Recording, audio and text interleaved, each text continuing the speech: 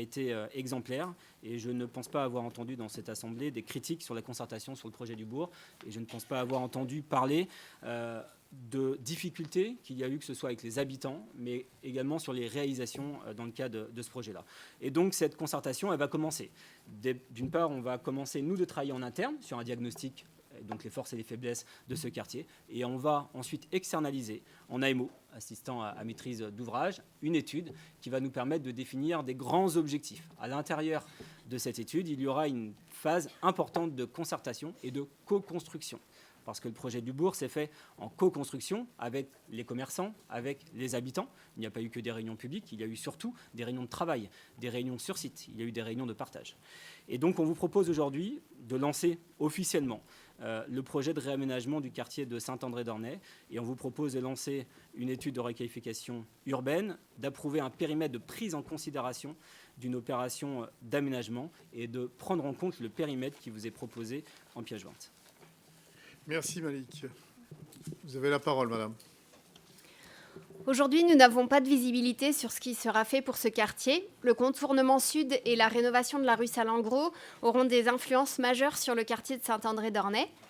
Nous aurons une vigilance particulièrement importante sur le fait que ce quartier devra être apaisé, qu'il devra y avoir une cohérence dans les équipements publics et une concertation large, ce qui est d'ailleurs une demande des habitants.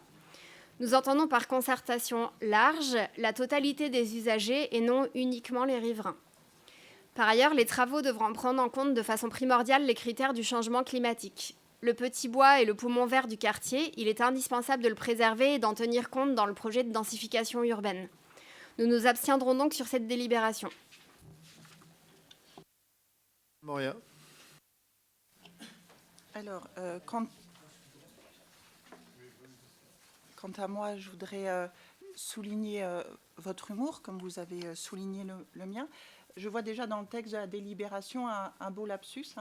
Afin d'éviter de maîtriser l'urbanisation future, il est nécessaire de réfléchir à l'évolution à long terme. Je pense qu'aussi, donc c'est dans le texte de la délib, je pense aussi que ça doit être un petit trait d'humour de parler d'espace naturel majeur sur la pauvre vallée de l'Ornay qui a été saccagée par les travaux du petit contournement. Mais fermons cette parenthèse humoristique. Comme vous savez, nous avons des doutes de notre côté sur l'impact du petit contournement que vous espérez sur l'apaisement de la rue Salengro et sur l'ensemble du quartier Saint-André-d'Ornay, avec de toute façon toujours des petits camions et véhicules légers qui continueront à trouver plus pratique de traverser ce quartier pour rejoindre Actis Sud. Et ce d'autant qu'il me semble qu'il y a un projet de boulevard urbain qui tombera dans la rue Muraille. Donc, est-ce que, en fait, je voudrais connaître les études et simulations qui ont pu être faites pour vous permettre d'espérer cet apaisement sur la rue Roger Salengro, les différentes circulations. On voudrait pouvoir les voir pour être convaincus également. Enfin, pour appuyer sur la concertation, vous avez parlé de concertation avec les habitants de la maison de quartier de Saint-André-d'Ornay et on voudrait savoir dans quelle mesure ils seront associés à cette stratégie de renouvellement urbain et impliqués.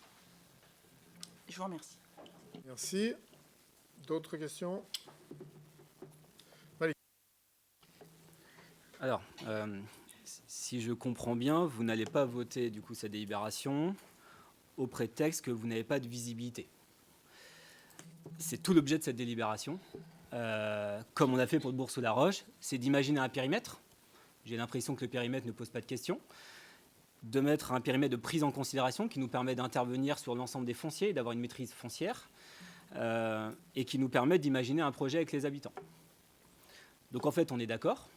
Sauf que vous nous dites, on n'a pas de visibilité. Mais c'est justement pour ça qu'on fait ce projet-là. On va lancer une étude en interne. Donc je ne peux pas répondre à vos questions aujourd'hui parce que l'étude n'est pas commencée. Il faut cette délibération pour lancer cette étude-là. Mais je vous rappelle quand même que ce projet, il est attendu. Je vous rappelle que dans notre programme municipal, nous avons proposé le réaménagement du quartier de Saint-André-d'Ornay. Et que pour avoir discuté avec des habitants, avec la maison de quartier et dans les différentes réunions publiques qu'on a eues, et la dernière que j'ai faite dans ce quartier-là, c'était sur le domaine Charlotte, avec tous les habitants autour du quartier, il y a une attente forte aujourd'hui du réaménagement de ce quartier-là. Aujourd'hui, on ne vous propose rien d'autre qu'une proposition de méthode une étude, de demander à un bureau d'études de travailler avec nous, de travailler sur un périmètre et surtout finalement de lancer le projet Tintin et Dornay. On ne vous demande pas de vous projeter, on ne se projette pas nous-mêmes. Vous avez vu les enjeux, je pense qu'on est d'accord. On est d'accord qu'il faut agir sur le commerce, sur l'apaisement de cette rue, sur les services publics, sur les équipements publics et espaces publics. En fait, on est tous d'accord, mais vous ne voulez pas voter parce que vous ne vous projetez pas. Il faut aujourd'hui se donner l'ambition d'un quartier qui sera un quartier à vie pendant 50 ans avec ces aménagements-là. Il ne faut pas refaire les erreurs du passé, de ramener une place, une petite rue par-ci par-là, où on va changer un équipement public de place. Aujourd'hui, on vous propose un projet global, d'ensemble, à l'image de ce qui est fait pour le Bourg-sous-la-Roche. C'est vraiment dommage que vous ne participez pas avec ce projet-là, mais je vois qu'il y a des interventions. Oui, Merci. juste... Pardon. Merci, merci Malik. Pour Madame Moria, tu veux répondre plus précisément? Non. Mais c'est en cas des études. Madame Chantecaille. Oui, vous parlez des équipements publics et de la nécessité de concerter les habitants. Je trouve donc regrettable que vous ayez annoncé la fermeture de la médiathèque de ce quartier sans avoir travaillé suffisamment avec les habitants qui vont perdre quand même un équipement et qui auraient pu aussi travailler sur ce projet et ce projet pouvant prévoir un nouvel équipement public au lieu de sa suppression. Donc, en matière de service public, je ne suis pas sûre que ce soit véritablement ouvert, constructif, contrairement à ce qui est annoncé. Merci. Monsieur Bossy, ou monsieur, comme vous voulez. Bonsoir à tous. Pour rejoindre mes collègues sur cette délibération, c'est pas qu'une histoire de visibilité, c'est une histoire aussi de conception de la concertation. On l'a évoqué en réunion de commission. On a l'expérience récente de la soi-disant concertation sur le réaménagement de la rue de Salingros. Et donc, du coup, voilà, en termes de verticalité et de limitation de la concertation réelle des habitants sur l'aménagement d'un quartier, on peut quand même se poser des questions. Et c'est aussi pour ça qu'on est prudent sur cette délibération et qu'on préfère s'abstenir, excusez-moi. Merci, monsieur Larry. Malik, tu veux compléter? Oui, vous ne votez pas cette délibération, d'une part parce que vous parlez d'un projet de médiathèque. Alors moi, ce n'est pas du tout mon sujet, je vous parle d'évolution d'un quartier tout entier. Et en fait, vous me parlez d'une concertation sur un endroit qui n'a rien à voir avec ce quartier-là. En fait, vous ne votez pas cette délibération parce que vous n'avez pas de visibilité, c'est exactement ça. Vous n'avez pas de visibilité sur la concertation, mais ce n'est pas l'objet de cette délibération. Vous n'avez pas de visibilité sur les équipements publics, ce n'est pas l'objet de cette délibération. Cette délibération, c'est le lancement d'un projet. Est-ce que vous êtes d'accord sur le réaménagement ou pas du quartier de Saint-Henri-d'Ornay? Si vous ne votez pas cette délibération, vous ne soutenez pas ce projet, mais il n'y a pas de problème. Ne me parlez pas de concertation, on ne parle pas de concertation ici. Ne parlez pas de médiathèque, on n'en parle pas. On parle uniquement du réaménagement d'un quartier tout entier. Merci, monsieur Larry. Ce n'est pas l'objet de la délibération. Du coup, je reprécise. En fait, je pense qu'on ne met pas très clairement, et on le voit depuis le début du mandat et puis avant, on ne met pas la même réalité derrière le mot de concertation. Et donc, ce qu'on fait aujourd'hui, c'est qu'on vous dit, évidemment, et précisément, c'est parce qu'il y a une attente des habitants qui ont déjà travaillé sur la question du cœur de bourg de Saint-André-d'Ornay. Donc, c'est précisément parce qu'il y a une attente des habitants qu'on est extrêmement méfiant. Et donc, c'est pas... en gros, on vous dit, OK pour le projet tel qu'il est parti, mais par contre, on est extrêmement méfiant sur les choses. C'est un problème de confiance. Donc voilà, démontrez-nous qu'on a tort et puis on votera. Monsieur Jacques. Oui, monsieur le maire, merci. Je voudrais simplement répondre à monsieur Bossy sur l'aménagement de la rue Salingros. Nous avons fait, en tant qu'adjoint du centre-ville et avec madame Pépin et avec monsieur Durand, une déambulation où chaque mètre de cette rue, sur la partie que nous devons rénover, a été discuté avec l'ensemble des personnes qui étaient présentes. Il y en avait plusieurs dizaines. Je n'ai pas le souvenir d'avoir vu une représentation des groupes d'opposition. Et franchement... Non. Vous voulez demander la parole, s'il vous plaît, voilà. avant de vous êtes invité sur toutes les propositions et chaque habitant pouvait déambuler et c'était public. Donc, si vous n'êtes pas venu, vous avez sans doute vos raisons. Mais en tout cas, je peux vous dire que la concertation a été à chaque mètre, à chaque carrefour, à chaque commerce, à chaque parking. Et merci, là, Jacques. le résultat, il est probant puisque tout le monde a pu participer. Monsieur Bossy. Je voudrais rappeler à M. Bessot que en tout cas, à titre personnel, j'ai appris la tenue de cette réunion publique la veille par voie de presse. Aucun élu d'opposition n'a été invité à cette réunion qui était soi-disant publique. Aucun élu de la majorité non plus, monsieur. Aucun élu d'opposition n'était appelé à cette réunion. La réunion, qui était très intéressante en termes de présentation par les services du projet d'aménagement, n'a pas du tout été une concertation comme son nom l'indiquait. Donc je ne sais pas ce qu'en pensent nos collègues vos collègues de la majorité. En tout cas, je trouve ça surprenant pour une réunion de concertation que les élus d'opposition ne soient même pas au courant, ne soient même pas informés et qu'ils apprennent la tenue de cette réunion par voie de presse. Monsieur Elary avait le mot exact, c'est que nous n'avons pas la même conception de la consultation. On n'a pas la même conception en effet. S'il vous plaît, monsieur Bossy. Et trouvez-vous ça normal que les élus d'opposition ne soient pas au courant de la tenue d'une réunion publique ? Je vais vous expliquer pourquoi. C'est quelque chose qui n'est pas normal. Non, je suis désolé. alors c'est pas normal. Vous avez dit en commission, je ne suis pas n'importe qui, c'est ça ? Bon, alors vous avez dit en commission, on me l'a relevé, je ne suis pas n'importe qui. Alors vous êtes comme les autres habitants, cher ami, vous êtes comme les autres habitants en ce qui concerne la concertation. Et la différence entre nous, c'est que la concertation, ça ne concerne pas des initiés, vous êtes des initiés, ça concerne les habitants. Et si, en tant qu'élu, vous étiez attentif à ce qui se passe dans la ville, comme les autres, vous auriez appris l'information, comme tous ceux qui participent à la vie active de la ville, et au titre d'habitants du quartier, vous seriez venu participer à la déambulation. Pardon. Non, vous êtes venu à la réunion, vous n'êtes pas venu à la déambulation, et vous vous permettez ensuite de porter des jugements à quelque chose à laquelle vous n'avez pas participé. Je vais vous dire une chose. Aucun des élus dans cette salle n'a été invité, sauf Jacques Bessot, Malik et Patrick. Pourquoi ? Parce que ce sont eux qui sont en charge, et Fred, parce que ce sont eux qui sont en charge des dossiers. Tous les autres, ils sont invités comme tous les citoyens de La Roche-sur-Yon. Et il n'y a pas de raison qu'il y ait un traitement particulier pour l'opposition par rapport à la majorité. Et encore une fois, je suis désolé, je sais bien que cela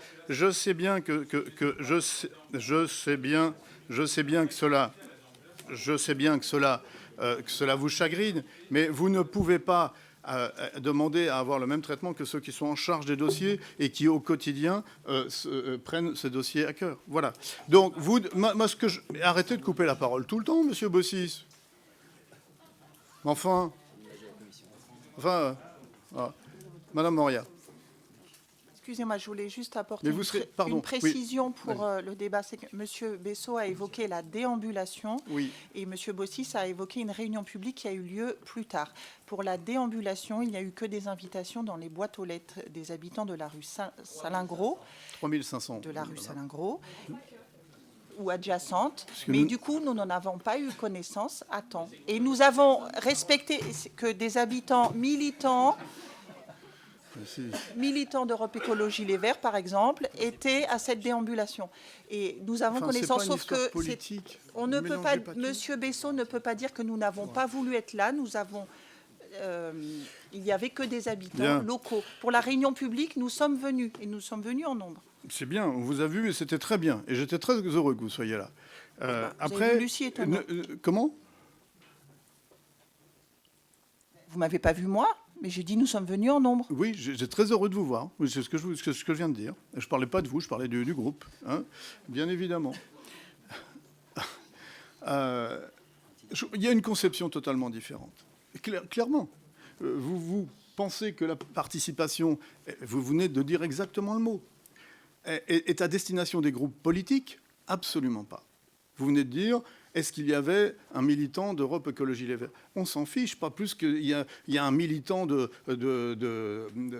DLR ou du Front National ou des LFI. On s'en fiche, absolument pas le problème. Ce sont les habitants qui comptent, pas les groupes politiques. C'est un peu dommage. On est ici dans une déambulation urbaine, tous les avis comptent. Et celui de la dame qui habite ici depuis 30 ans compte autant que l'avis d'un militant qui met pour la première fois les pieds dans la rue. Donc, vous ne souhaitez pas voter cette délibération, ça vous regarde, mais ne prenez pas de faux prétextes. Malik. Juste un petit mot de conclusion. Moi, je ne vais pas revenir sur les débats. On les a eus en commission très longuement. Juste rappeler à M. Ibarra et à Mme Chantecaille que vous aviez voté la même délibération sur le Bourg-sous-la-Roche quand nous l'avions passé au conseil municipal. Merci. Y a-t-il des votes contre? Y a-t-il des abstentions? La délibération est adoptée. La numéro 13, Malik. Alors, j'ai perdu mon fil. La numéro 13. Donc, proposer un classement dans le domaine public d'une petite parcelle à usage de trottoir. Je pense que ça fera moins débat. C'est une petite parcelle de 36 mètres carrés qui vous est proposé de récupérer dans le domaine public. Et donc, on va le classer dans le domaine public parce qu'elle a un usage aujourd'hui de trottoir. Merci. Y a-t-il abstention, pardon. La délibération est adoptée. Numéro 14, Malik. Il s'agit ici d'une approbation du déclassement d'un ensemble immobilier qui est sur le 20 rue Flora Tristan. Donc en fait, il y a deux maisons qui sont collées. Nous avons déjà vendu une première maison. Ici, nous allons vendre la deuxième maison. C'est un groupe de maisons séparées. Et donc, il vous est proposé ici de déclasser l'ensemble immobilier parce qu'il faut déclasser du domaine public afin de vendre ce bien immobilier. Donc, il vous est proposé ici de déclasser. Et on a parlé en commission. L'objectif ici, c'est de vendre aux enchères, qui sera une nouveauté. C'est en train de développer dans toutes les collectivités. Nous avons un gros problème sur les domaines, parce que nous sommes soumis à l'avis des domaines pour déterminer les prix de vente. Les domaines peuvent être très bas comme très hauts et reflètent assez rarement la réalité du marché. La vente aux enchères va nous permettre de mettre un prix bas, minimum, sous lequel on ne descendra pas, et nous permettra finalement de vendre au prix du marché par la suite. Et donc il y aura une deuxième délibération avec la vente officielle de ce bien-là. Merci, Monsieur Bossy. Merci, Monsieur le maire. Sur cette délibération, nous avons de la difficulté à comprendre la stratégie globale de la ville de La Roche-sur-Yon sur la gestion de son patrimoine immobilier. On l'a rappelé en commission, il n'y a pas de projet particulier sur ces biens. Ce sont des logements qui, avec de minimes travaux, auraient pu être mis à disposition d'un certain nombre de publics dans un contexte, on l'a rappelé tout à l'heure, de crise du logement. Le Conseil des sages en a parlé tout à l'heure, notamment pour les étudiants qui voient les prix des logements exploser. Il y a la question des internes en médecine, par exemple. C'est vrai qu'une délibération est prévue a priori à l'automne prochain, mais elle ne suffira pas à répondre entièrement aux besoins des internes pour leur hébergement. Il y a les questions autour de l'hébergement des plus démunis, les réfugiés ukrainiens plus récemment, et puis un certain nombre d'associations de la ville pour mettre à l'abri des familles ou sur les violences faites aux femmes. Vous nous avez évoqué un audit en cours pour faire le point sur le parc immobilier de logement sur la ville. Nous avons fait une demande d'ailleurs par mail ces derniers jours pour avoir des éléments sur le parc actuel en logement sur la ville. Nous n'avons pas eu de retour de votre part. Tout ça pour dire que voilà, nous aimerions comprendre la stratégie globale de la ville sur la gestion de son parc immobilier. Est-ce qu'il y a des raisons financières à ça, à vendre les bijoux de famille de la ville pour renflouer les caisses, ou est-ce qu'il y a une vraie stratégie? Vous nous avez dit en commission qu'il s'agissait de remettre des logements sur le parc privé. On connaît le prix des logements sur le parc privé. Sur le parc privé, ce sont des tarifs qui ne rentrent pas en ligne de compte pour pouvoir répondre aux besoins des habitants, notamment des associations des étudiants, des plus démunis, comme je le citais précédemment. Et nous préférerions que la ville soit stratège dans la gestion de son patrimoine de logement et qu'elle puisse en faire bénéficier les publics qui en ont réellement besoin. Je vous remercie. Merci. Y a-t-il d'autres questions? C'est toute la différence entre une vue à court terme et une vue à long terme. Une vue à court terme, vous réparez un vieux truc pour faire un logement. Une vue à long terme, vous le vendez pour en faire plusieurs. Y a-t-il des votes contre? Des abstentions? Merci. La délibération est adoptée. Numéro 15, Malik. Alors, une délibération qui concerne le bail à construction sur la place Napoléon, donc c'est l'ancien hôtel de ville. On en a longuement débattu également en commission. On vous propose ici de modifier le bail à construction et donc de modifier les impacts financiers pour la collectivité. Je vous rappelle juste que ce projet, c'est du coup la cession de l'extension du bâtiment historique de l'hôtel de ville, la cession du musée et le bâtiment historique de l'hôtel de ville reste à propriété de la ville de La Roche-sur-Yon. C'est pour ça que le montage est très complexe, on l'assume totalement, c'est-à-dire qu'il y a un bail à construction sur la partie uniquement historique et le promoteur sera propriétaire de la partie nouvelle. Et donc on ne va pas revenir sur le projet que vous connaissez, ce qu'on avait déjà présenté ici. Il vous est proposé ici de modifier le bail. Pourquoi ? Parce que, comme tout projet aujourd'hui sur la ville et même en France, il y a une augmentation très conséquente des coûts de matériaux, il y a des surprises sur l'amiante, il y a des projets qui commencent, pas le cas encore à La Roche-sur-Yon, mais qui commencent à s'arrêter, des projets immobiliers, des projets de commerce un peu partout en France. Il va falloir commencer à s'inquiéter sérieusement de l'augmentation forte des coûts de l'immobilier dans des villes dynamiques, parce que justement, il y a un impact fort sur le prix de l'immobilier, sur les tarifs du coup à la population, aussi bien sur le commerce que sur le logement, du fait que les coûts de matériaux augmentent fortement. Et donc pour ce projet-là, il appartient aujourd'hui en propriété de la ville de La Roche-sur-Yon, et donc nous avons aujourd'hui l'ambition d'en faire un site qui va ramener à la fois du commerce, à la fois des équipements publics, à la fois du service, salle de sport, etc., etc. Et donc il vous est proposé d'accompagner ce projet, non pas de donner une subvention, parce que ce projet, il est pas déficitaire, bien au contraire. Il y a un bail à construction qu'on vous propose de passer de 40 € du mètre carré à 10 € du mètre carré, mais il y a les cessions qui ont été mises en place, et c'est un projet qui rapporte de l'argent à la collectivité. Par contre, en effet, avec la diminution du montant de ce bail à construction, de la redevance du bail, en effet, les recettes dans les caisses de la collectivité sur 48 ans seront moindres. C'est ce qui nous permet aujourd'hui de pouvoir vous annoncer que le projet va partir très prochainement. En septembre, les travaux vont pouvoir commencer. C'est un projet qui aurait pu clairement être arrêté. Et on s'est posé la question s'il ne fallait pas imaginer un autre projet. Tout autre projet aurait eu les mêmes difficultés, peu importe le projet, parce qu'on est sur des coûts de construction qui augmentent, on est sur de l'amiante découverte.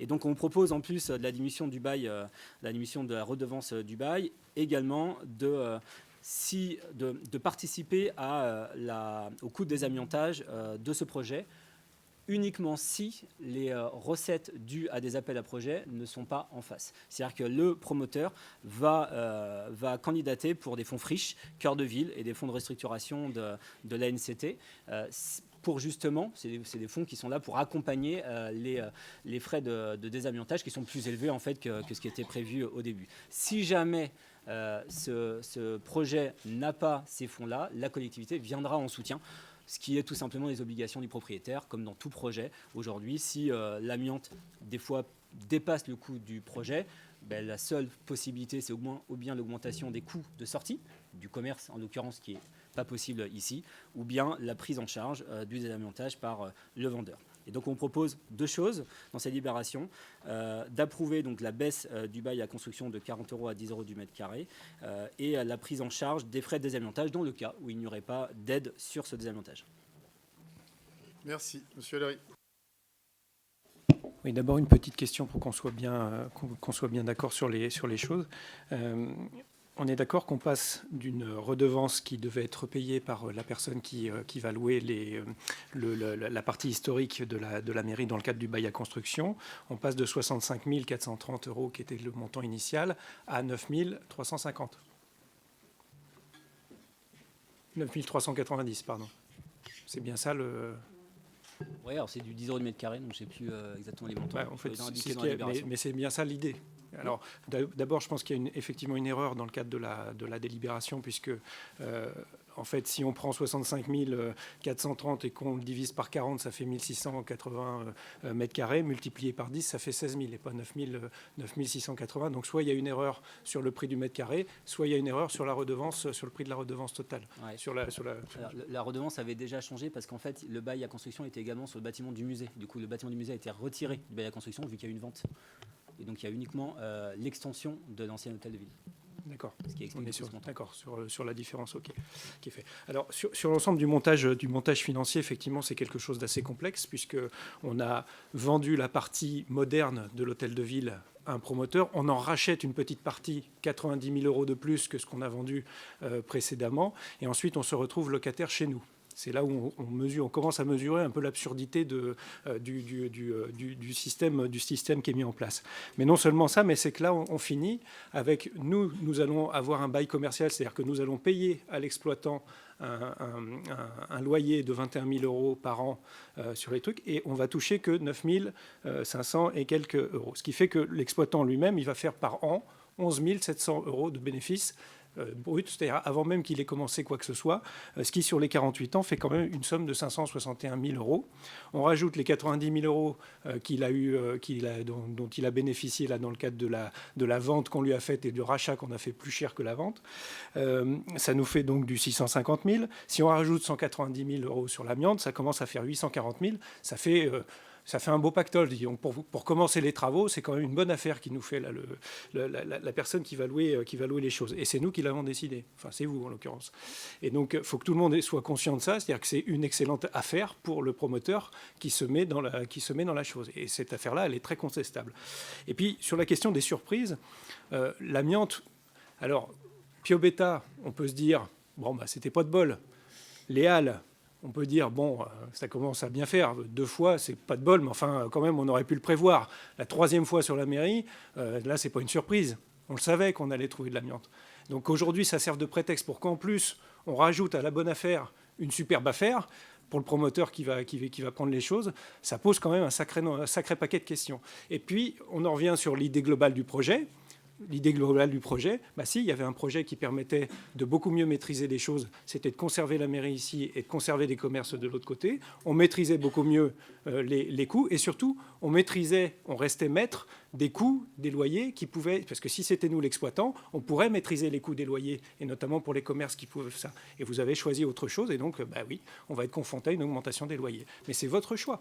Et ce choix-là, il est mauvais. On le démontre à chaque fois. Si. Madame Chantecarré. Oui, alors c'est une question, puisque la délibération porte sur l'hôtel de ville et souligne qu'un des objectifs du projet Cœur de Ville est la remise en valeur des éléments patrimoniaux remarquables. Nous aimerions savoir ce qu'il advient de l'œuvre de Pierre Chapuis, qui a été découverte en 2020 sous la toile de Rousseau de Sel dans l'ancien hôtel de ville. Pour le reste du projet, je n'en rajoute pas. Je suis intervenue suffisamment de fois pour dire que rien n'allait dans ce projet de l'hôtel de ville.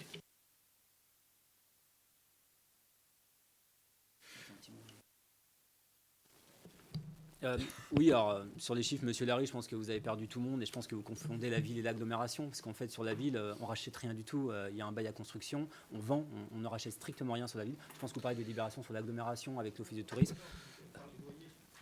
Oui, non, mais en fait, il faut bien comprendre, la ville de La Roche-sur-Yon ne rachète rien. Vous avez dit qu'on rachetait quelque chose, on ne rachète rien. Non, mais c'est, peu importe. Non, mais parlez clairement, avec vos centaines de milliers d'euros, on a l'impression qu'on dépense 800 000 euros pour rien. C'est pas le cas. Il y a juste un bail à construction qui baisse. On vous l'a expliqué pour quelles raisons. Voilà, il n'y a rien de particulier de plus. Mais en tout cas, ne dites pas que c'est un projet qui coûte énormément d'argent à la collectivité. Je vous rappelle, ce qu'il en rapporte, donc il ne coûte pas d'argent à la collectivité. Je rappelle juste que si vous aviez, souhaité faire le projet d'hôtel de ville comme vous le souhaitez pour y mettre les bureaux des élus, avec l'augmentation des coûts de matériaux, on est extrêmement content que ce projet ne soit pas fait. Parce que là, c'est la ville en direct qui aurait financé la totalité d'augmentation des coûts de matériaux, avec du coup un bâtiment remarquable quand même qu'il faut sauvegarder et qu'il faut aménager. Et je rajoute que l'investissement d'Auréa, c'est 5,5 millions d'euros.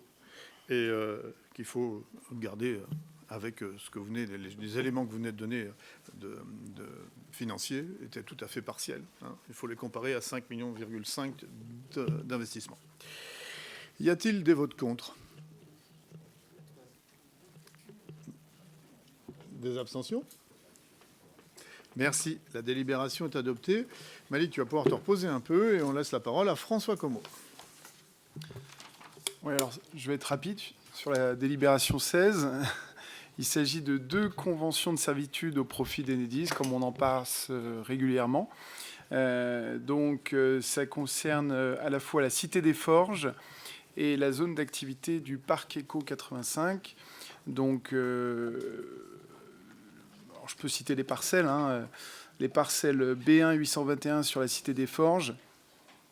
Alors c'est pour ceux qui veulent situer, alors il y a des cartes qui sont annexées à la délibération. C'est c'est près de la résidence Jeanne et Léon, rue des Myosotis, voilà, sur le quartier des Forges. Et sur le parc éco, donc c'est les parcelles, ce sont les parcelles section YA numéro 118 et 89. Donc le parc éco, vous savez que c'est route de la Chaise, lieu-dit le village du Bois. C'est au niveau de l'impasse Gozola, Philippe Gozola, au niveau d'Arcade Cycle, IVA, Éloi Sellerie, tout ça. Voilà. Donc ces deux conventions de servitude au profit d'Enedis, les conventions ont été annexées et on vous demande d'adopter le principe de ces conventions, de ces servitudes et les conventions qui sont annexées. Merci. Y a-t-il des votes contre? Des abstentions? La délibération est adoptée. Frédéric Pépin. Merci, monsieur le maire. Donc, cette délibération, en fait, vous présente la mise en place d'une commission de règlement amiable concernant l'axe Salingro et l'axe Napoléon. Comme vous le savez tous, La Roche-sur-Yon a choisi de développer une politique attractive de son centre-ville qui va se traduire dans les 6 prochaines années par la réalisation de travaux structurants comme l'hôtel de ville et d'agglomération, la galerie Bonaparte, l'ancien hôtel de ville et la rue Salingro. Concernant l'hôtel de ville et d'agglomération situé quartier Clémenceau, ce projet vise à poursuivre la redynamisation du centre-ville et développer son attractivité, notamment pour les commerces et pour les Lyonnais. La ville souhaite également élargir l'offre culturelle et touristique par la création d'un nouveau musée, Espace Napoléon, intégrant des collections historiques de l'actuel musée en lieu et place de l'ancien conservatoire. La réalisation de ces travaux exige une prise en considération des désagréments et des troubles que pourraient connaître les commerçants. Concernant la rue Salingro, ce projet vise à moderniser des pôles commerciaux mais à requalifier l'espace public afin que cette entrée de ville soit de nouveau attractive pour les commerces comme pour les Lyonnais. La réalisation de ces travaux exige également la prise en considération des désagréments et troubles que pourraient connaître les commerçants.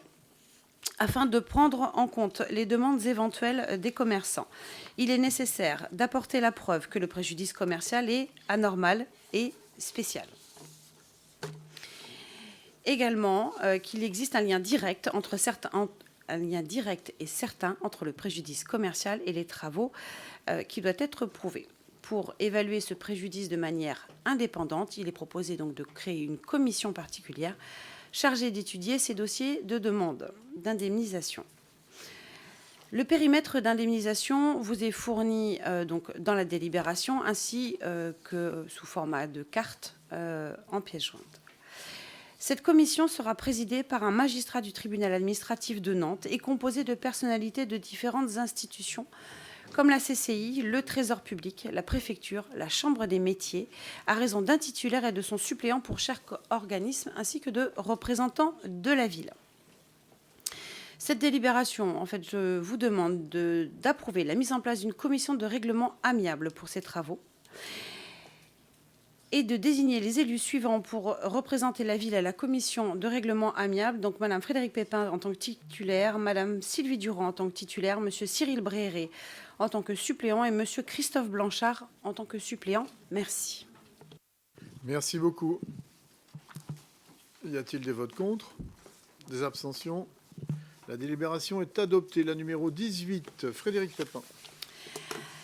C'est une délibération habituelle qui vise l'approbation des demandes de subvention dont vous avez eu le détail en pièces jointes concernant 4 devantures commerciales qui sont 7 000 € à la SARL Bégimas pour un projet aux 2 rue Lafayette, 7 000 € à la SCI Masfranc-Gineste pour un projet aux 12 rue Jean Jaurès, 2 562 à M. Bruget pour un projet aux 3 rue Paul Doumer et 7 000 € à la SARL Artnau pour un projet aux 2 places du marché, le tout pour un total de 23 562 €. Merci. Merci, Monsieur Bossy. Merci, Monsieur le maire. Je m'excuse par avance pour ma vision à court terme. Du coup, par rapport au court terme, justement, on se posait la question du fait que les travaux sur un des bâtiments soient déjà terminés alors que la délibération n'a pas encore été votée. Donc on aurait bien aimé avoir un retour sur ce point. En ce qui concerne le long terme, nous voterons bien sûr cette délibération pour continuer le soutien aux commerçants dans le développement de leurs projets, et la rénovation des façades commerciales s'inscrit bien entendu dans cette démarche. Nous avions posé la question quand même en commission sur la question de la rénovation des façades adjacentes, puisque sur le projet au-dessus de l'ancien Simone et Simone, la façade commerciale a été rénovée, mais la façade au-dessus reste en piteux état. Il y a possibilité de coordonner sur certains types de travaux. Je pense par exemple au ravalement de façade, où parfois on arrive à combiner et ravalement esthétique et isolation thermique. Est-ce qu'on ne pourrait pas réfléchir à l'avenir de pouvoir coordonner des rénovations à la fois des devantures commerciales et puis des façades qui sont au-dessus, pour que l'argent public puisse être utilisé du mieux possible pour rénover le centre-ville? Je vous remercie. Frédéric. Alors, comme vous l'avez très justement dit, ça a fait l'objet d'une discussion. Le fait de coordonner effectivement une façade commerciale et le bâtiment qui est au-dessus. Nous parlons bien du bâtiment qui est situé rue Paul Doumer. Deux choses. Comme on vous l'a expliqué en commission, il y a un propriétaire et puis il y a un exploitant, qui ne sont pas forcément les mêmes personnes. Pour pouvoir obtenir, pour qu'un exploitant puisse obtenir la possibilité, dans le cadre d'une copropriété ou d'une location, la possibilité de faire sa façade, il lui faut forcément l'accord de son propriétaire. Pour pouvoir avoir l'accord de ce propriétaire, il faut déjà lui demander, donc l'informer, effectivement, qu'il y a des travaux qui vont être mis en œuvre. Donc le propriétaire est forcément au courant. Si le propriétaire ne souhaite pas réaliser des travaux, que ce soit d'isolation ou d'esthétique, comme vous le dites, qui suis-je pour l'obliger à le faire? Qui sommes-nous pour l'obliger à le faire? Il est tout à fait libre de le faire ou de ne pas le faire. Il a la possibilité de le faire. S'il ne souhaite pas le faire, nous ne pouvons pas l'obliger à le faire. C'est qu'une question d'esthétique, comme vous l'avez dit. Concernant les travaux qui sont réalisés avant que ce soit passé en conseil municipal, vous parlez bien évidemment du projet de M. Brugier au 3 rue Paul Doumer. Il faut savoir qu'il y a une instruction qui est faite par les services. Excusez-moi, vous m'avez posé une question. Si vous pouviez avoir la gentillesse de m'écouter quand je vous réponds, ce serait sympathique de votre part. Concernant le projet dont vous parlez sur cette façade qui a été faite alors qu'elle n'est pas passée en conseil municipal, il faut savoir que tous les dossiers sont étudiés en commission. Ils passent aussi avec l'avis de l'architecte des bâtiments de France. À partir du moment où le dossier est valide, accepté en commission et donc validé par nos services, le preneur a tout à fait la possibilité, une fois qu'il en a été informé par les services, que son dossier est éligible à cette subvention, et il peut tout à fait commencer ses travaux. Voilà. Merci, Madame Moria. Je m'étonne de la question « Qui sommes-nous pour l'obliger ?» Il s'agit bien d'une aide à la rénovation des devantures, et donc l'aide pourrait très bien être conditionnée, comme ça a déjà été proposé d'ailleurs. Cette aide pourrait être conditionnée à des travaux de rénovation énergétique en plus de l'esthétique, et ça, c'est bien le choix de la puissance publique. Et qui êtes-vous pour le décider? Eh bien, la municipalité. Alors, soit vous le faites exprès ou vous n'avez pas compris ce que disait Fred, hein, c'est que le droit de propriété existe et que rien ni personne ne pourra obliger un propriétaire à faire des travaux d'esthétique sur sa façade. On parle d'esthétique. Là, vous parlez d'autre chose, vous extrapolez la délibération. Donc, pardon, mais c'est non avenu ici sur le sujet. Madame Moria. Je parle de la délibération qui consiste à octroyer des aides. Il peut y avoir une conditionnalité de l'octroi des aides. Nous parlions d'aide à la façade. Merci. Y a-t-il des votes contre? Des abstentions? C'est adopté. Malik. Comment? Patrick. Pardon, Patrick. Ah, excuse-moi, Patrick. Ça finit pareil. Tarif de la TLPE pour l'année 2023. L'article 2333-9 du CGCT fixe les tarifs maximaux de taxes locales sur la TLPE. Ceux-ci sont révisés chaque année dans une proportion égale au taux de croissance de l'indice des prix à la consommation hors tabac de la pénultième année, c'est-à-dire de l'avant-dernière. Pour les communes et les EPCI entre 50 000 et 199 999, habitants, dont la ville de La Roche-sur-Yon fait partie. Les tarifs de la taxe locale prévus, je vous fais grâce de l'article que j'ai cité tout à l'heure, qui sert de référence pour la détermination des tarifs prévus, sont joints en annexe donc à la présente. Pour rappel, le taux de variation était de 0% pour l'année 2022. Pour 2023, le taux de variation applicable au tarif de la TLPE est de 2,8. Donc vous avez en annexe 1 les dispositifs publicitaires et préenseignes affichage non numérique inférieur à 50 mètres carrés. Vous avez les coûts en face. Vous avez la même chose pour les non numériques, mais qui sont supérieurs à 50 mètres carrés. Ensuite, vous avez les dispositifs publicitaires et préenseignes sur affichage du coût numérique inférieur à 50 mètres carrés, supérieur à 50 mètres carrés, les tarifs qui vont avec. Pour les enseignes inférieures à 7 mètres carrés, c'est l'exonération de plein droit. Entre 7 et 12 mètres carrés, vous avez les tarifs et douanes. Entre 12 et inférieur à 50 mètres carrés, puis les tarifs supérieurs à 50 mètres carrés. Voilà. Je vous remercie. S'il y a des questions. Merci. Pas d'intervention. Y a-t-il des votes contre? Des abstentions? La délibération est adoptée. Numéro 20, Malik.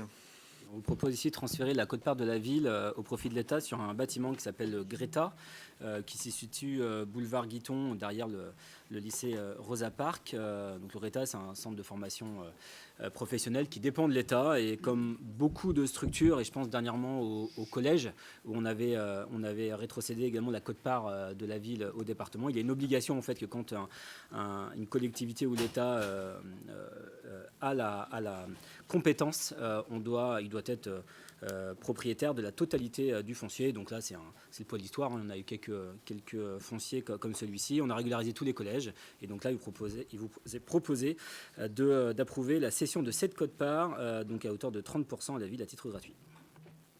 Merci. Monsieur Bossy. Merci. Comme l'indiquait M. Abdallah, en effet, on a pu échanger en commission sur ce projet, parce que de toute façon, il s'agit d'une obligation de la ville de céder cette quote-part.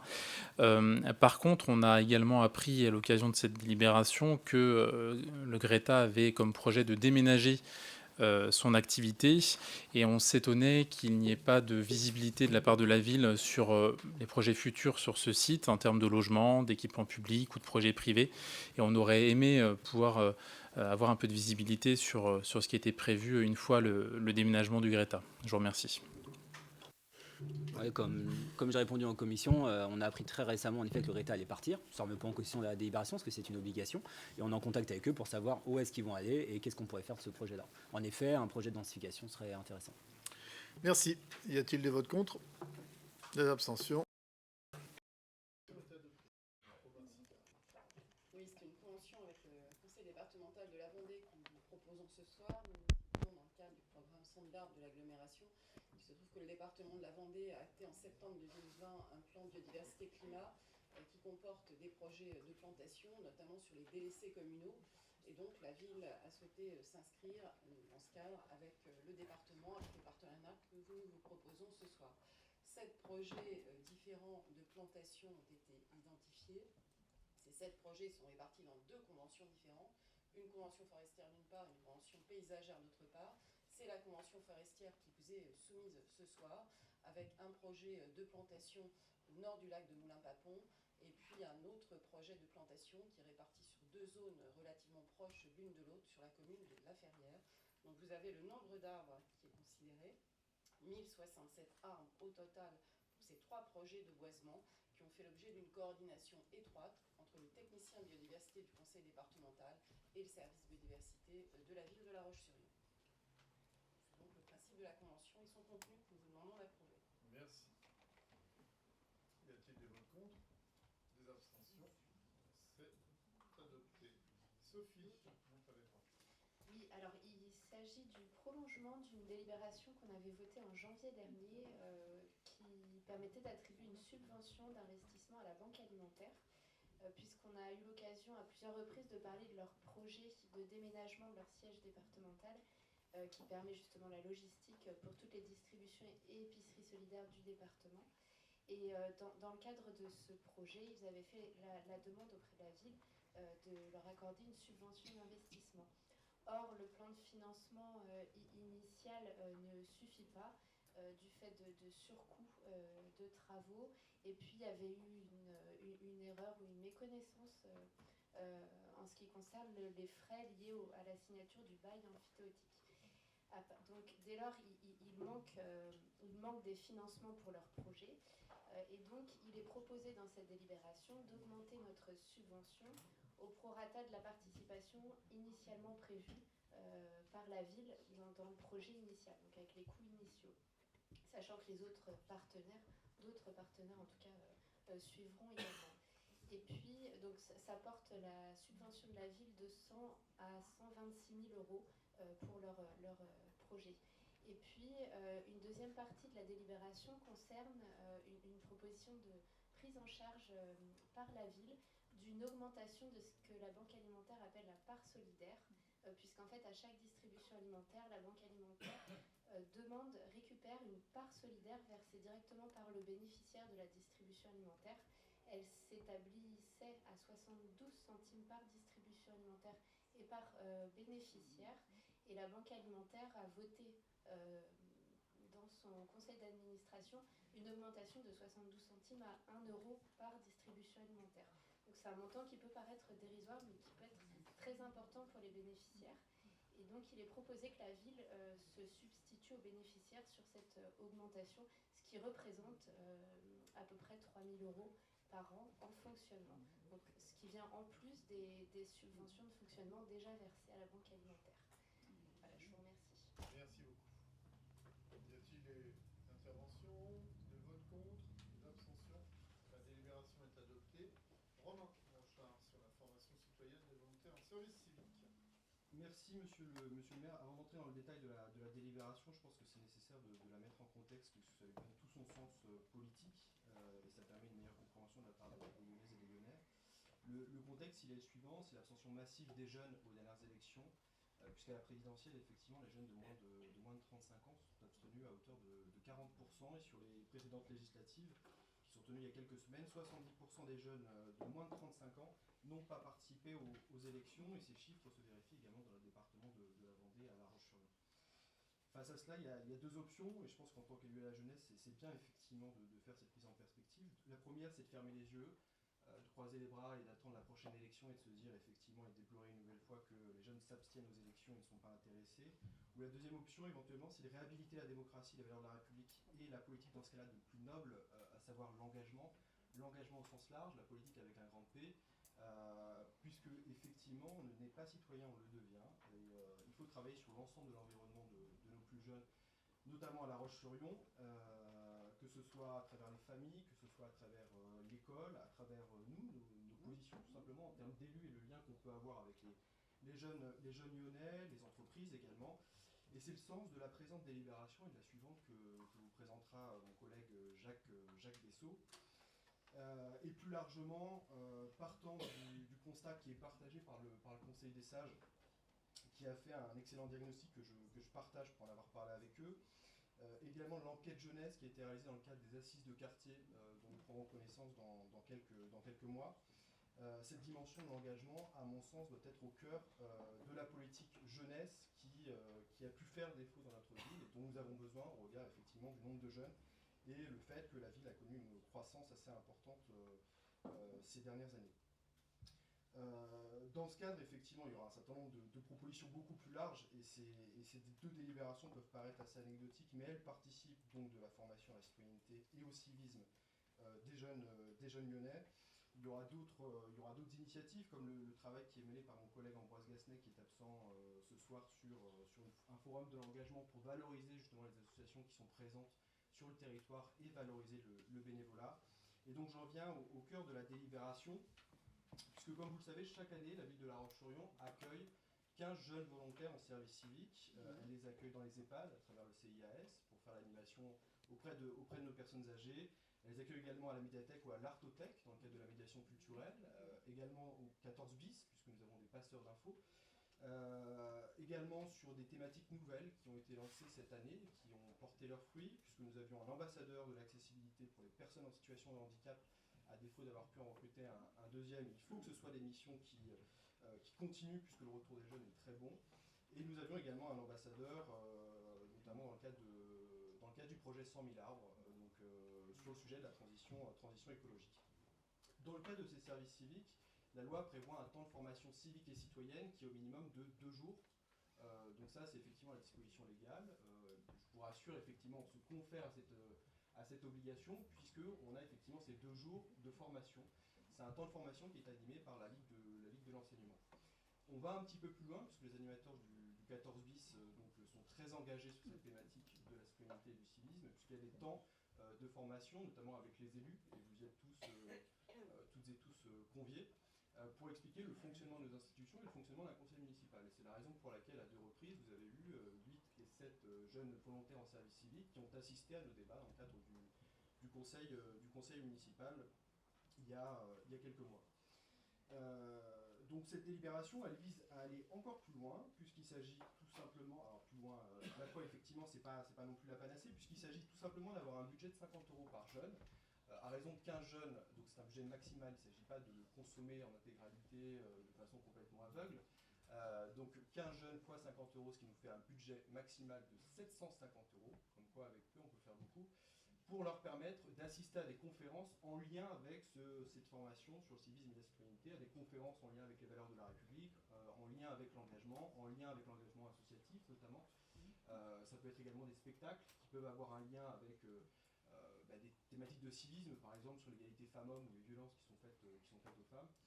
Et donc cette délibération vise simplement à permettre aux services qui sont engagés, notamment à Sébastien Martin, que je salue, qui est l'encadrant du service civique à La Roche-sur-Yon, ville et agglomération, de lui permettre de financer ces places pour les conférences, pour les spectacles, etc., sans qu'il ait à demander justement aux jeunes de participer par leur propre fonds, puisque effectivement l'indemnité pour un jeune en service civique n'est pas très élevée. Voilà, je vous remercie pour votre écoute. Merci beaucoup.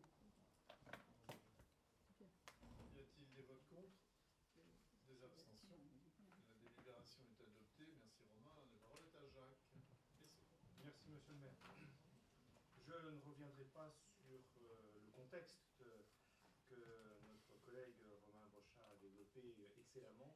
Et donc nous allons passer là dans une délibération, je dirais concrète, l'adhésion à l'association du passeport du civisme.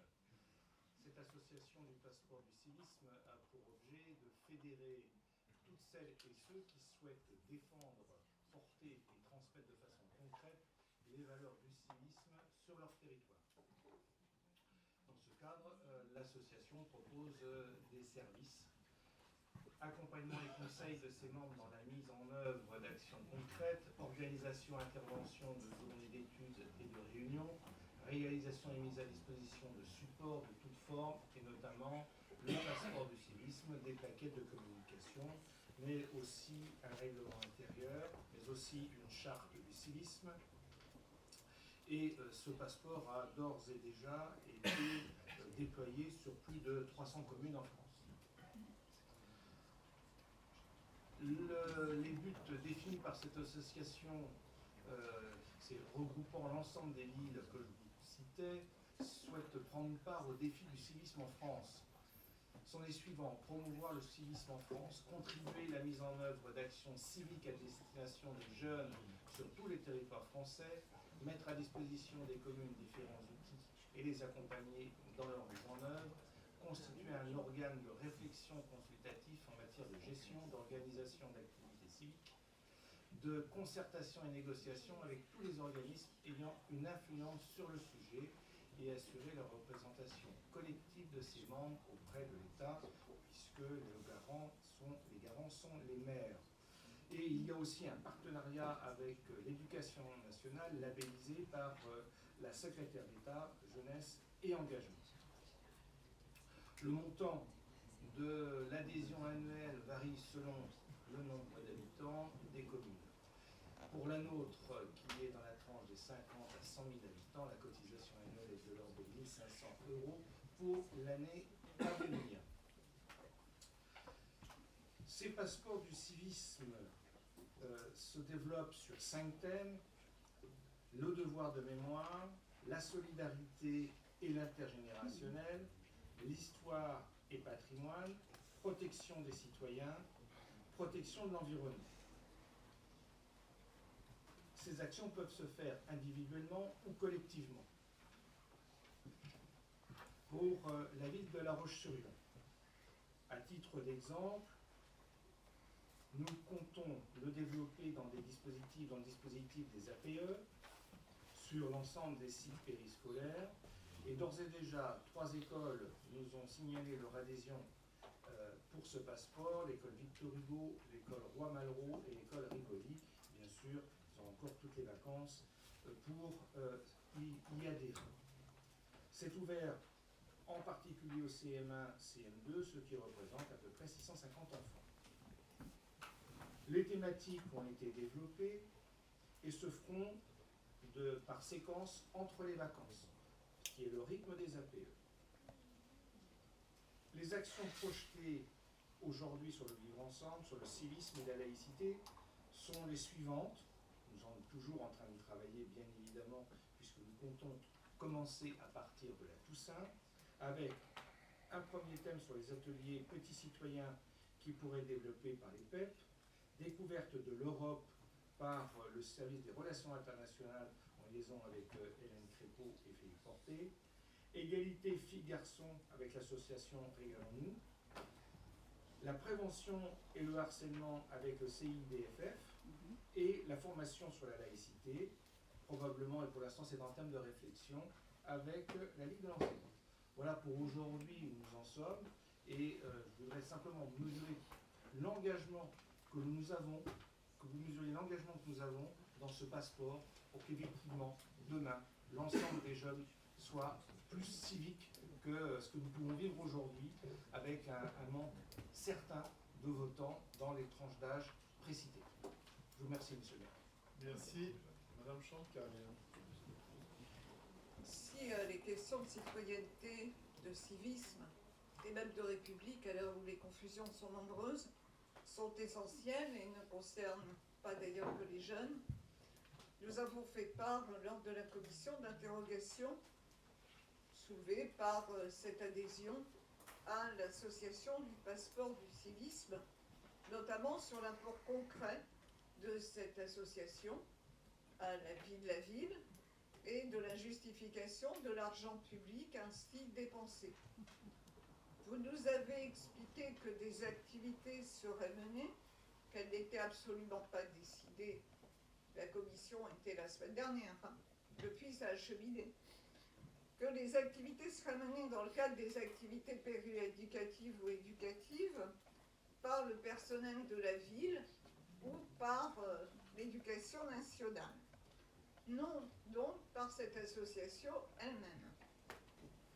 À l'époque de la commission, mais ça semble très loin, aucune concertation avec les personnels de l'éducation nationale ne semblait menée, et les associations, les fédérations d'éducation populaire, telles que vous les citez ce soir, n'étaient pas non plus mentionnées, puisque quand je vous ai posé la question, monsieur Besson, vous n'avez pas nié.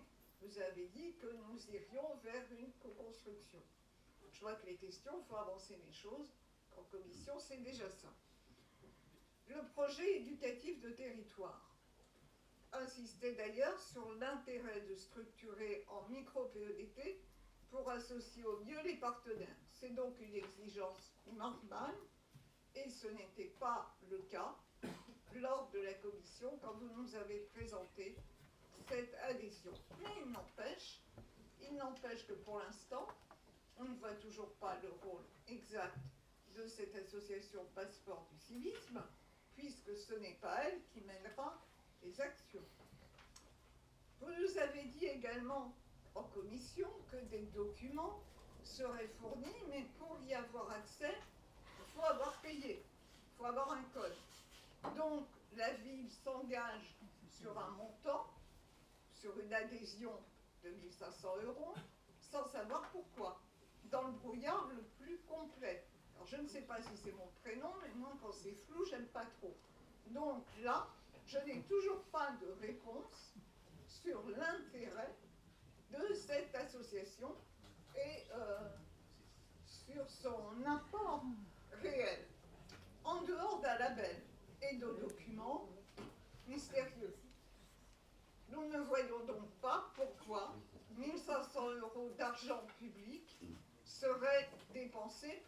association et une charte qui n'est d'ailleurs pas politiquement et idéologiquement neutre, comme des voix même de votre majorité l'ont signalé en commission. Enfin, dans la ville, un conseil municipal des jeunes existe.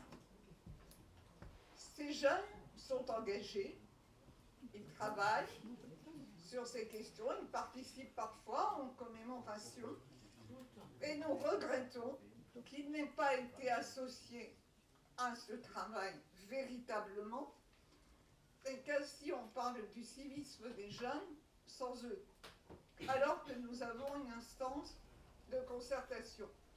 Nous souhaiterions donc également pouvoir les entendre, comme nous avons eu le plaisir et l'intérêt d'entendre les sages tout à l'heure.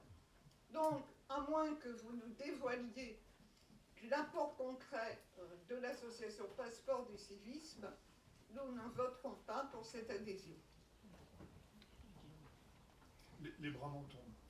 Jacques, les bras m'en tombent vraiment.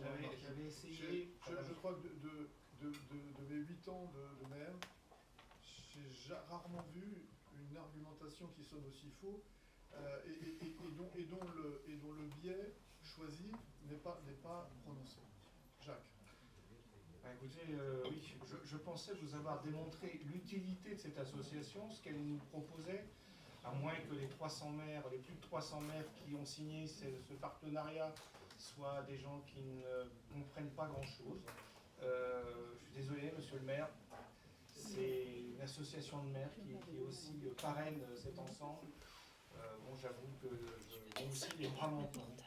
Bon, je pensais vous avoir démontré effectivement que l'association avait une utilité, qu'elle était support, mais c'est vrai qu'une association qui vend du service quelque part, qui laisse un service, c'est pas quelque chose que je vais vous montrer avec des parpaings et des murs.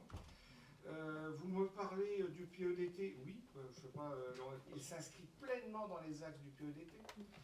C'est même plus que souvent les projets dans les écoles, puisque les axes définis par l'Académie ne sont pas dans ces ensembles-là, par exemple le climat scolaire, mais voilà, ça n'est pas le civisme en soi.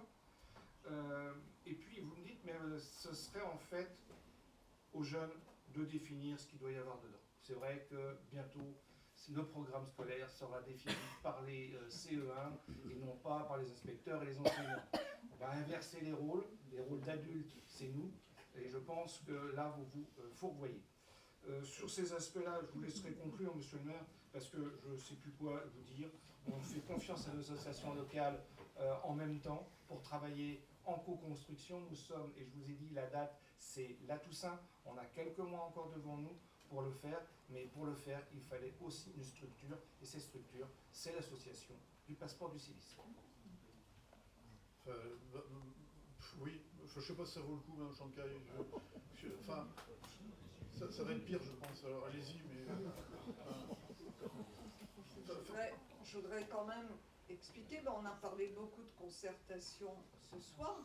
Concerter et associer des jeunes, ça ne veut pas dire qu'ils se... Je crois que vous êtes en dehors de la délibération. Je réponds à M. Bessot.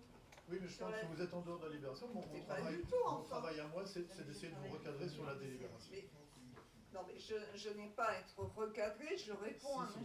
Bessot sur le fait, sur son inus, sur les jeunes qui remplaceraient les adultes pour les programmes scolaires ou je ne sais quoi. C'est ça qui est hors sujet. Ce que j'ai dit, c'est qu'il était regrettable que le CMJ, qui associe des jeunes qui sont engagés, n'ait pas été, lui, consulté et associé. Ça ne veut pas dire qu'il remplace les adultes.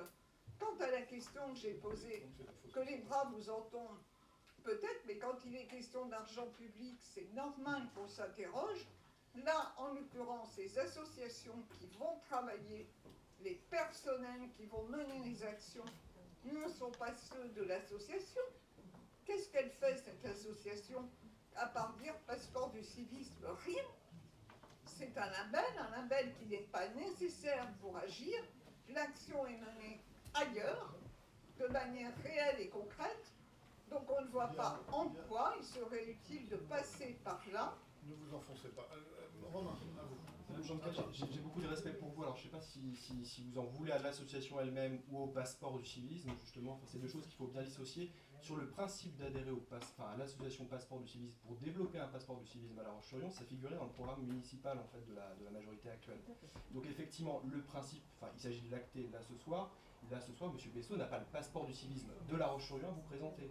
Parce qu'effectivement, il va y avoir des consultations à mener. Et le jour viendra, effectivement, et ce qui a été prévu en commission, notamment le président de l'association Passeport du civisme pourrait venir, notamment Maxence Durugy, pour expliquer un petit peu le principe. Est-ce que pourrait être le passeport du civisme? Je pense qu'effectivement, ça répond à votre question. Merci, Madame Chancaille. Merci, Monsieur Larry.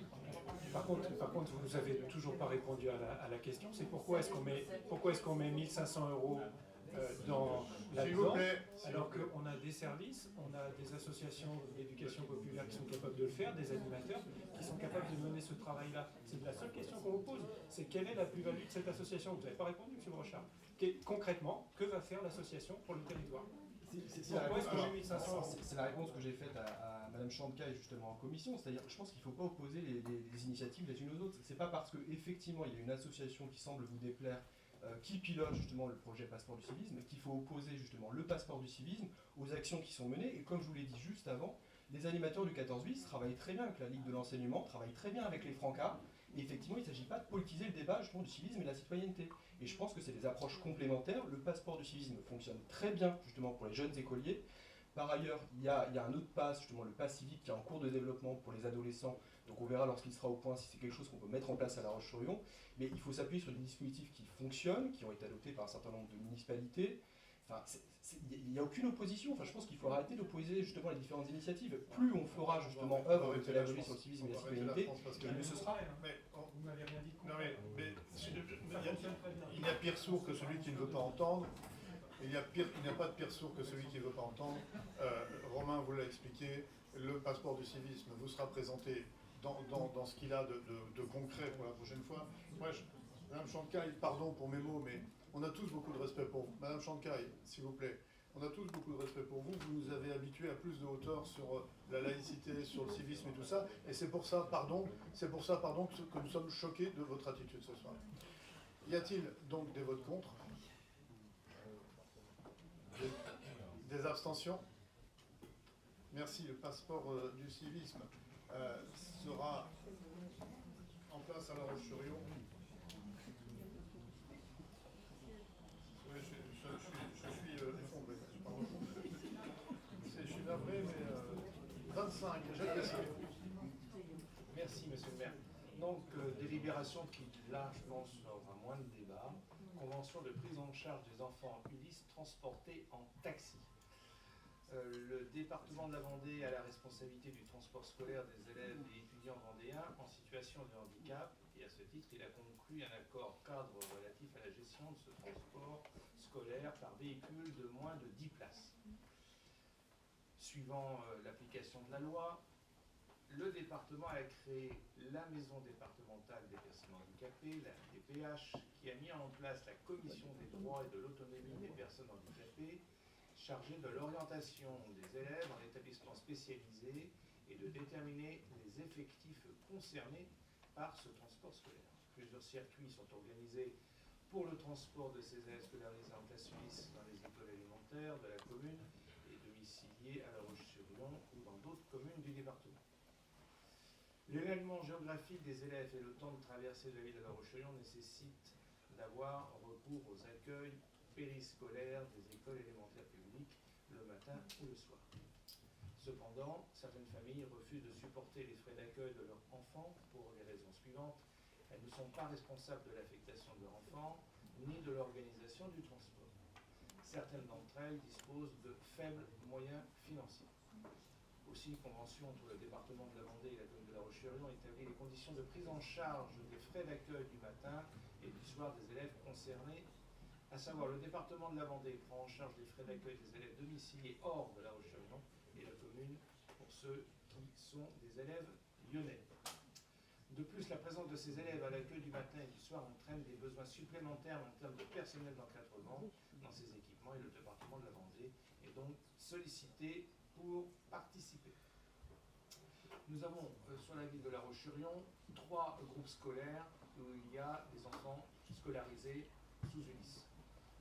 Beaucoup d'enfants effectivement viennent du territoire lyonnais, mais pas forcément de La Roche-sur-Yon, puisque les classes ULIS sont des classes très spécialisées et sur lesquelles nous insistons pour en faire aussi des classes en inclusion, c'est-à-dire que les enfants sont répartis dans certains temps sur des classes, je dirais, ordinaires pour pouvoir ensuite intégrer d'autres cycles.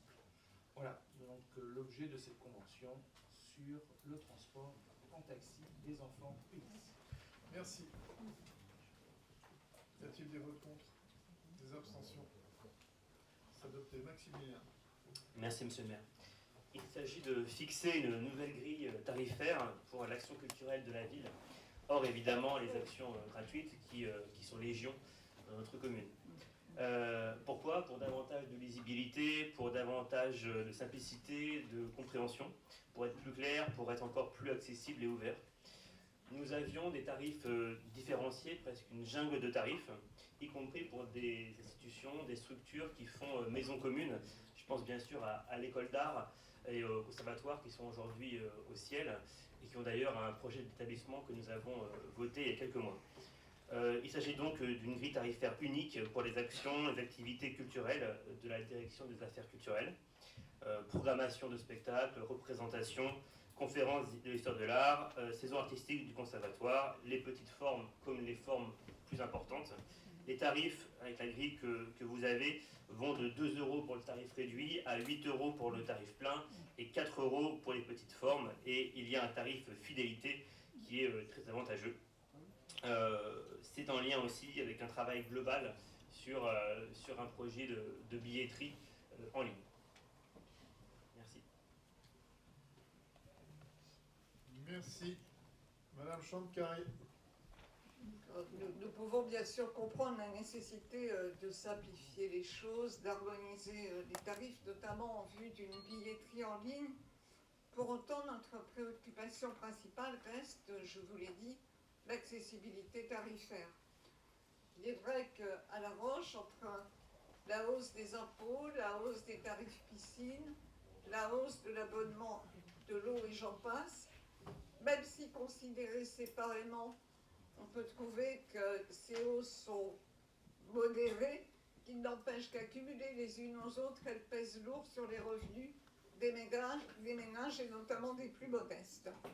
Vous nous avez expliqué qu'il y avait eu une hausse pour les tarifs à l'unité, mais qu'elle était compensée au moins partiellement par d'autres tarifs, les tarifs fidélité. Il est à nos yeux un peu regrettable d'augmenter la place plein tarif à l'unité d'1 €, c'est ce que vous nous avez indiqué en commission, car elle pourrait être une première étape, une étape incitative, une étape de découverte. Le rôle de la puissance publique en ce moment est décisif pour maintenir un accès aux pratiques culturelles et sportives, tout faire pour éviter les freins, notamment matériels, et au contraire faciliter l'accès. Ce n'est pas le chemin d'augmentation, même si elles peuvent sembler minimes à chaque fois. Merci. Alors, vous parlez d'augmentation, que je veux bien entendre pour le tarif plein tarif, seulement pour la saison artistique du conservatoire. Le fait de faire une grille tarifaire unique avec des tarifs réduits permet d'avoir des tarifs réduits là où ils n'existaient pas avant. Exemple, le tarif réduit n'existait pas pour l'école d'art, le tarif réduit n'existait pas pour la programmation, le tarif réduit n'existait pas pour les petites formes. Donc les tarifs réduits à 2 € permettent d'avoir l'accessibilité, en plus pour des budgets moindres ou des personnes qui sont plus en difficulté. Donc c'est pour ça, je pense, que vous devriez voter cette grille tarifaire. Elle est plus avantageuse pour les tarifs réduits. Elle permet d'avoir un tarif fidélité, 6 € pour l'achat simultané, 6 € pour l'achat simultané de 5 représentations. C'est donc très avantageux. Honnêtement, nous sommes sur des prix bas. On ne peut ici absolument pas comparer à d'autres villes. Nous sommes sur des tarifs très avantageux. Et je le répète, il n'y a pas d'augmentation, si ce n'est sur l'achat à l'unité du plein tarif d'1 €. Il y a des tarifs réduits qui s'imposent à l'ensemble des propositions, ce qui n'était pas le cas avant et ce qui n'a jamais été le cas. Merci Maximilien. Y a-t-il des votes? Des abstentions? C'est adopté. 27. Maximilien. Oui, il s'agit d'une demande de subvention qui revient chaque année, depuis que nous avons signé un CLEA, donc un contrat local d'éducation artistique avec la DRAC. L'éducation artistique et culturelle est un pilier de notre développement culturel, un pilier de notre politique, à destination de tous les âges, des plus jeunes. Je pense par exemple aux concerts très tôt, avec des tarifs très accessibles. Je pense à Orchestre à l'école. Je pense aussi vers les plus âgés, avec l'opération On ne se voit pas vieillir qui se déploie dans les EHPAD et que l'on compte bien poursuivre sur les années à venir. Et donc, il s'agit ici d'une demande de subvention de 35 000 € à la DRAC, subvention habituelle que nous avons évidemment chaque année dans le cadre de ce contrat. Et c'est aussi l'occasion d'avoir chaque année un débat sur la présentation du bilan d'éducation artistique et culturelle que l'on présente chaque année à l'automne. Merci. Y a-t-il des votes contre? Des abstentions? La délibération est adoptée. Maximilien. Oui, alors je vous parlais de l'été qui arrive. Je vous rappelle que la programmation culturelle de l'été a commencé, donc je vous engage tous et l'ensemble des Lyonnaises et Lyonnais à se doter du guide de l'été. Et dans ce guide de l'été, il y a un moment fort pour une première, c'est le festival porté par le menteur volontaire, Nu Menteuse, qui prend la suite des esquisses d'été à découvrir du 9 au 22 juillet. Il s'agit de répétitions, de stages, de représentations qui va lier très fortement amateurs et professionnels. Donc qui va prendre place dans de multiples endroits de la ville. Jardin des Compagnons, Maison des Artisans, Place de la Vieille Horloge, Route de Lay, Théâtre municipal, dans la cour du conseil départemental. Donc cette convention a pour but de sceller le soutien de la ville à ce festival, soutien par une subvention fléchée que vous avez bien voulu voter lors du vote du budget, soutien technique évidemment, et puis soutien de mise à disposition. 15 jours de théâtre qui vont permettre d'animer la ville au cœur du mois de juillet, 15 jours de théâtre qui vont être de grande qualité, qui vont permettre à notre ville de rayonner aussi à l'extérieur, et je crois qu'il faut en remercier les équipes du menteur volontaire. Merci. Y a-t-il des votes contre? Des abstentions? C'est adopté. Sébastien Alain. Bonsoir tout le monde. Je comprends pas, pourtant je l'ai mis, mais il marche pas. Non, c'est celui de Laurent Favreau, il marche jamais. Ah, d'accord. Intéressant. Non plus. Ah, c'est mieux là? Ok. Donc une subvention exceptionnelle pour le sport, ça faisait longtemps. Je salue Guy Battiot qui n'est pas là ce soir et qui avait tendance à toujours vouloir des explications un peu plus précises. Mais ça sera pas pour lui ce soir, mais je pense que Chantal me posera 2-3 questions. Oh, Martine. Oh, excuse-moi Martine, désolé. Ça m'a échappé. Excusez-moi Martine. Je sais pas pourquoi je dis Chantal. Donc en fait, on va accompagner une association sport et culture de La Roche-sur-Yon, Vendée, qui a pour but de promouvoir le sport et la culture auprès des jeunes lyonnais, et en organisant ou en participant à des manifestations et des compétitions sportives en France ou à l'étranger. Donc effectivement, on en a discuté en commission l'autre soir, et c'est vrai que cette délibération devait être présentée par Béatrice, qui n'est pas là ce soir. Et donc j'ai bien entendu les différentes questions et interrogations qu'il y avait par rapport à cette association, qui est assez jeune en fait. C'est une association qui est née en décembre 2021 et qui a vraiment pour but d'allier le sport et la culture. En l'occurrence, il y a un tournoi à Coleraine l'été prochain, enfin cet été, là d'ici 3 semaines, qui va permettre à 18 jeunes de La Roche-sur-Yon, donc effectivement il y a des joueurs de La Roche football, Vendée football, mais pas que. Il y a des joueurs aussi d'autres clubs aux environs de La Roche, avec les clubs des Robreaux et de la Génée. Mais aussi, l'objectif, c'est vraiment de créer une dynamique sur l'agglomération de La Roche-sur-Yon.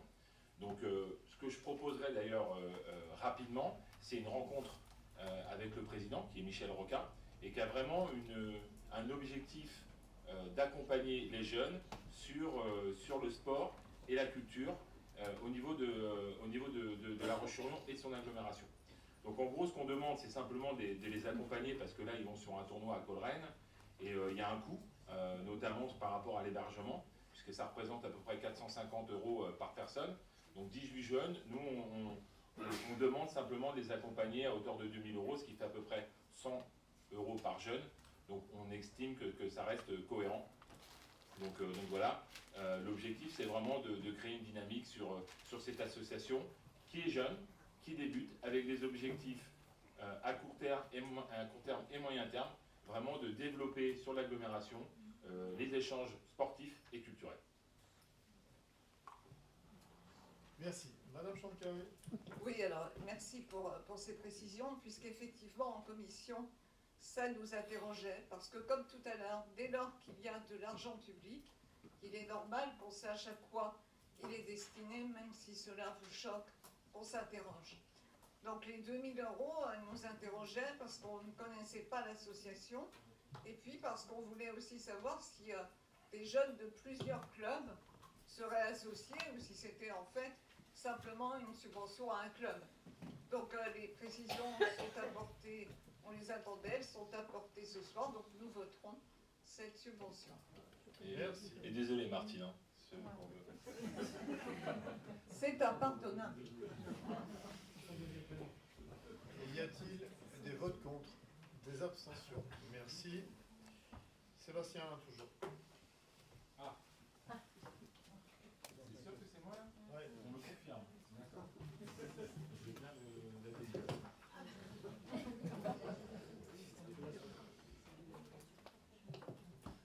Ah oui, mais pour Béa en fait, effectivement. Je sais pas là. C'est bon. J'y suis. Ok, on accompagne convention de dépôt-vente sur la boutique de la Joséphine. Donc dans le cadre de la Joséphine, rendez-vous sportif autour d'une action solidaire. Donc vous la connaissez tous, on ne va pas revenir sur la partie de la Joséphine.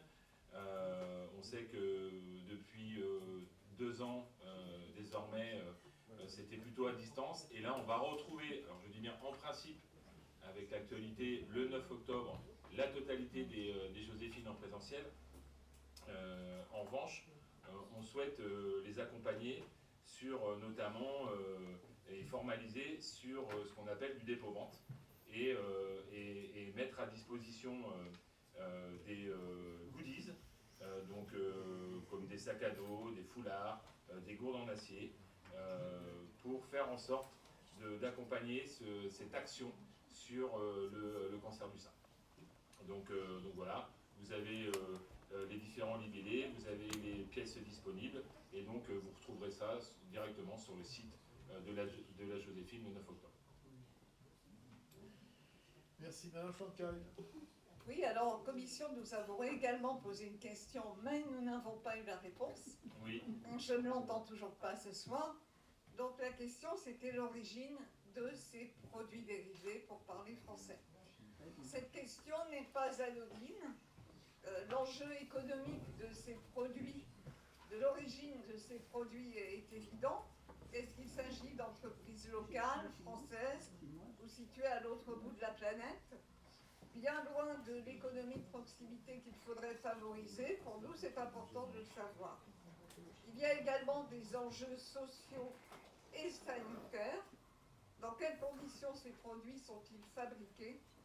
Quelles seraient les raisons valables pour justifier qu'à l'autre bout du monde, des femmes et des hommes, parfois des enfants, produisent des objets dans des conditions de travail parfois déplorables, responsables d'une qualité de vie médiocre, de maladies et de morts prématurées. La question soulève enfin des enjeux environnementaux liés à l'impact du transport et aux matériaux utilisés. Nous sommes ici dans le projet de récolter de l'argent pour soutenir la lutte contre le cancer qui participe activement à la prévention, à la recherche et à la qualité de vie des malades et de leurs familles en nous interrogeant sur l'origine des produits dérivés qui seront mis à la vente.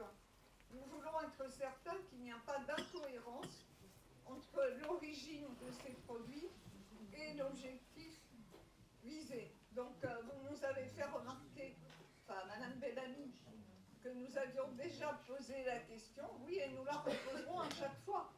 Parce qu'encore une fois, cette question de l'origine des produits, elle soulève des enjeux humains fondamentaux. Donc, merci d'y répondre pour que nous puissions voter cette délibération. Sans les informations, nous ne pourrons pas la voter.